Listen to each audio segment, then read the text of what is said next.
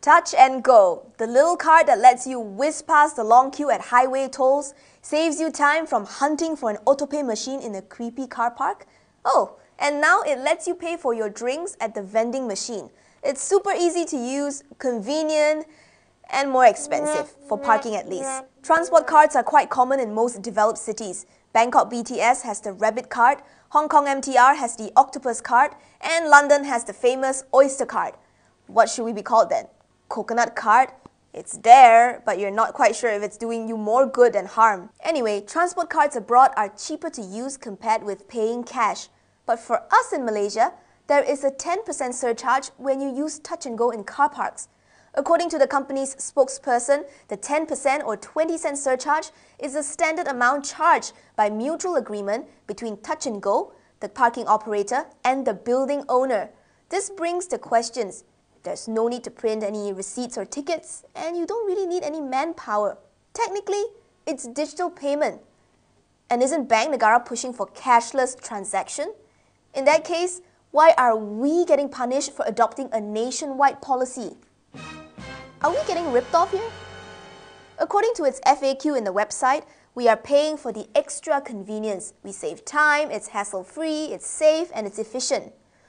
Well, okay, whether or not it's truly convenient, well, I looked around for Touch and Go's user experience reviews, and boy, reading the comments on its Facebook page feels like getting torched in a barbecue pit. Just to pick a few common complaints, some say their smart tags stopped working even after several attempts to repair them. Money stuck in the card, tough to get refunds because too few branches and offices, missing transaction records. So yeah.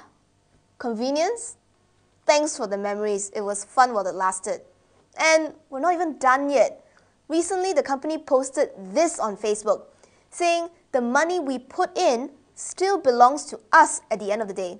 Guys, read the fine print. Until you try to get money out of a dormant card, you wouldn't even know this exists. Touch and Go charges 5 ringgit 30 cent for every 12 consecutive months of inactivity. And if you want a new card, it's another 10 ringgit 60 cent.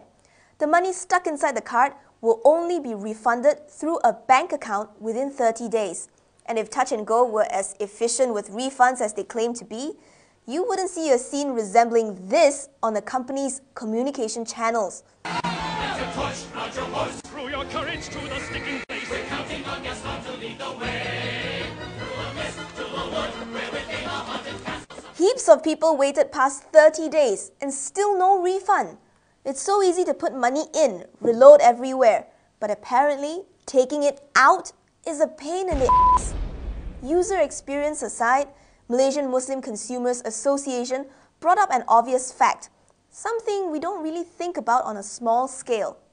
President Nazim Johan said, now that everyone is going cashless, if each person puts in 200 ringgit at any one time, Touch and Go will be holding a whopping 200 million ringgit. This is money given in advance without services. If you put it in a bank, you at least get interest. Therefore, with a guaranteed business, rather than letting car park operators to take advantage of consumers like us, Touch and Go should be stepping up its services at all locations. Even at the toll gates, where there are no surcharges, how many of you have had issues with your smart tag and you had to do the embarrassing reverse out of the toll booth? Go back. What? Oh, right. We're back.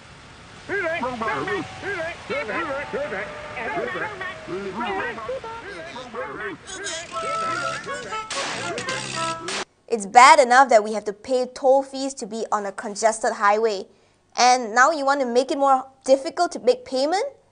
However, on the bright side, Touch and Go is working towards removing surcharges in more and more locations. You can look up the list on their website. It includes hospitals, business centers, convenience stores, public transport. Then again, why is the surcharge there in the first place? For something that acts like a debit card. Look at the banks. If any retailers charge consumers extra for using their cards, the banks will take action against the retailers. The reason is very simple. It drives away the bank's customers. But that's because there are tons of banks out there in the market competing for business.